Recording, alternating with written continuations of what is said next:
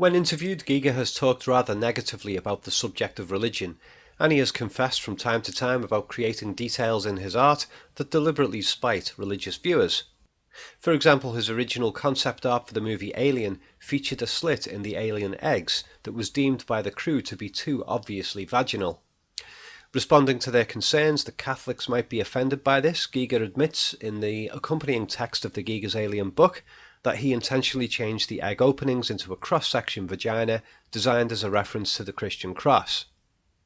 In other Giger pictures, figures are sometimes positioned as if being crucified, and in his Satan 1 and 2 pictures, the figure of Jesus and that of a naked woman are being used as a crucifixion cross slingshot aimed at the viewer by Satan and what could be a religious figure, religious and sexual guilt as weapons. Giger's hostility toward religion is understandable considering the sexual censorship and sexual urge repression of many religions, which are in opposition to the sexually explicit and semi-pornographic content of his work.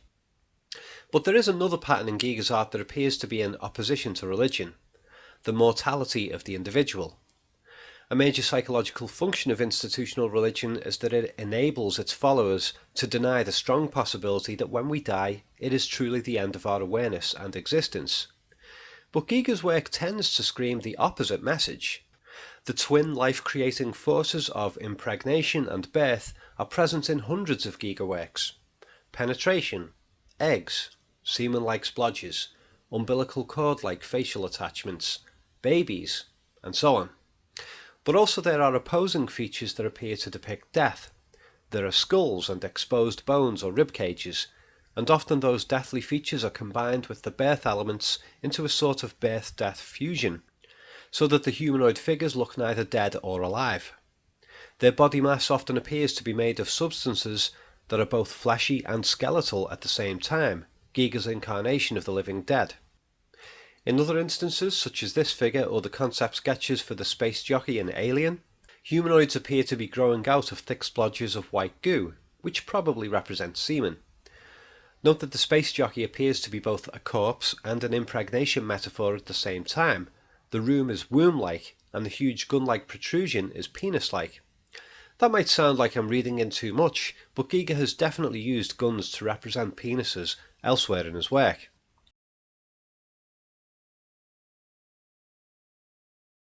And in his side-on depiction of the space jockey, the jockey's hand is also positioned in what might well be a masturbation metaphor. My interpretation of all this is that Giger had a bit of a preoccupation with mortality, and perhaps was consciously alluding to it in his work. In this album art sleeve for ELP, a singer's mouth appears alive, while the rest of the face is stone cold dead.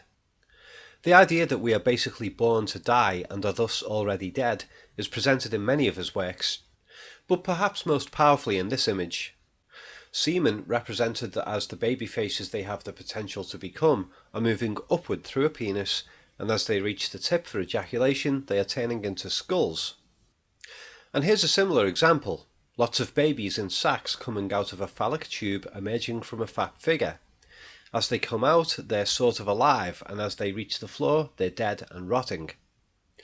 These images could be a reference to the fact that for every sperm that succeeds in contributing to the creation of a baby, there are millions of others that simply die trying.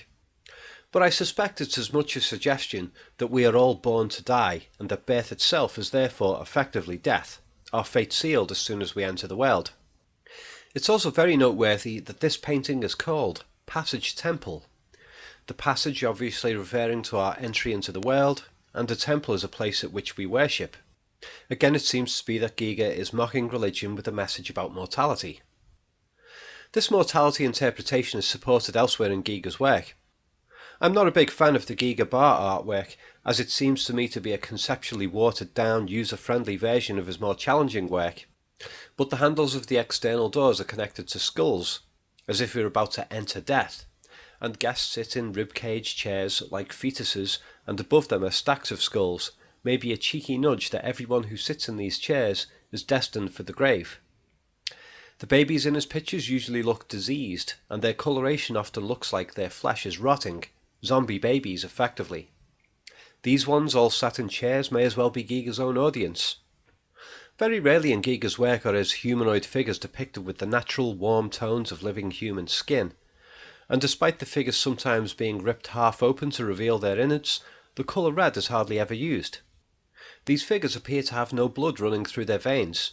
They have the pale and sometimes brownish hues of dead flesh, combined with the cold monochromes of industrial mechanics, a subject we'll return to later.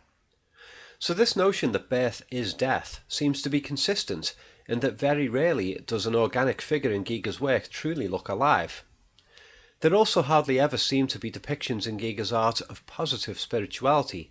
Everything's flesh and bone. The faces hardly ever convey a sense of wonder or enlightenment, as we'd usually find in religious art. The only joy we found here appears to be of a sexual nature. There are no angels in clouds and hardly ever a beam of sunlight. In fact, light sources in Giger's work virtually always seem diffused and sort of meaningless. Objects and figures hardly ever cast shadows. The light doesn't usually come from any particular direction, and light sources are hardly ever depicted within the paintings. These humanoids seem to exist in a vast darkness, and when Giger does occasionally show us a sky, it's either full of thick, ominous grey clouds, or the sky itself is extremely diffused in coloration. The deep blues we'd expect are washed out to remove any sense of joy. And we virtually never see the sun itself. Sunlight is something we tend to associate with hope, happiness and enlightenment. But with Giger, light seems to serve no other purpose than to reveal the nihilistic and fatalistic view of life. It may not have even been that Giger consciously accepted his mortality, but rather that, like many of us, he wrestled with the fear of death being the end. Interviewed for Vice magazine, he described a nightmare he had in which he was, quote, stuck in a grave, end quote. His lover, Lee Tobler, committed suicide, which profoundly affected Giger, and while she was alive, their relationship influenced his work, with her becoming the sort of archetype goddess present in many of his paintings. This one is called Lee 2, and it shows her head with skulls and humanoid insects around it, and little snakes and worm-like things. And the head is severed at the neck. The face is still sort of alive, but decaying at the top, and there are tubes going into her neck, and up here there are some figures pressing buttons on what appear to be aerosol cans, as if trying to keep the bugs off of her. It's like she's rotting away but being artificially kept alive by a machine. However, Lee committed suicide in 1975, yet the two Lee pictures were painted in 1974. So she wasn't even dead then. A possible explanation for this is that Lee is reported to have had periods of depression and suicidal thoughts on and off for a long time before she died. So perhaps Giger depicted her morbidity in his portraits of her, possibly even as a way of trying to discourage her from committing suicide. One report I read said that she was very angry about one of these pictures and tore it up, only for Giger to have it restored later. After Lee's death, Giger continued to paint similar images of women, and this one, called Mirror Image, was painted in 1977, 2 years after she died. There's obviously some sort of morphing between life and death going on. The figure in the mirror is a skull and the other one is alive-ish. But what I found very confusing about this was the mass of worm-like things coming out of the live face in straightish lines. There aren't any skulls or faces or other objects merged into this mess, as we'd normally expect from Giger. And then it dawned on me that the mass looks like brain tissue flying out of the woman's head. Remember that Lee shot herself when she committed suicide.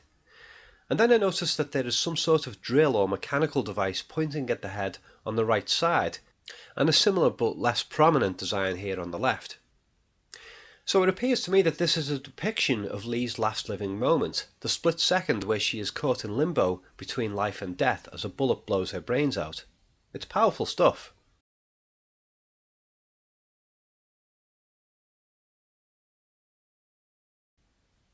It's possible that this picture from 1976, which is titled Master and Margarita, also depicts the brains being splattered motif. Note the phallic or gun-like snake aimed at her mouth, but this time an aroused male figure appears to be sharing the experience. Perhaps this is some expression from Giger that he wanted to leave this world with Lee, and that the gunshot moment would be equivalent to a shared orgasm. That may seem a crude interpretation, but other Giger images appear to show guns blowing brains out, cross-symbolised with sex. This three-piece set from 1988 is called Pomp Excursion. Giger told Glenn F. Wright that the figure is holding the gun to, quote, blow away his head, and note that one version features blood. And by the way, there are some other interesting features in this series of 3 pictures that I'd like to mention as side notes. Giger told Len Wright that, quote, I wanted people to think at first it is an Indian playing an instrument, end quote. And that's a good example of Giger confirming how he sometimes created images to initially deceive the viewer with one meaning, only to reveal something else upon close inspection. The character's index finger is pointing phallically toward the vagina. Again, guns as penises. And Giger explained that the reason for the woman bending over in front of him is that as the man is about to die, he is seeing the first thing that he saw when he was born. Again, birth is death. So there could be a theme here of his desire to return to the womb, to end life and return to sleep. And Giger even mentions that there's a joke in the picture that the guy is wearing earmuffs to protect himself from the noise of the blast. His ironic desire to achieve silence through death. But getting back to his ex-girlfriend Lee Tobler, there's likely a very strong sense of grief in Giger's work generally. The refusal to accept Lee's mortality and thus his worshipping idolization. Supporting this, Giger mentions of Vice magazine that his favourite weapon in his gun collection was the same firearm model that Lee shot herself with. So it seems there was an attempt to keep her alive in painting form, and perhaps even a morbid fantasy that her spirit may have lived on, even if not in heaven. Trying to keep the dead alive in our minds is one of the key attractions of spiritual belief systems. There are other elements of Giger's work that portray the dynamics between his overall rejection of religion and his preoccupation with the question of mortality, but we'll get into those much later.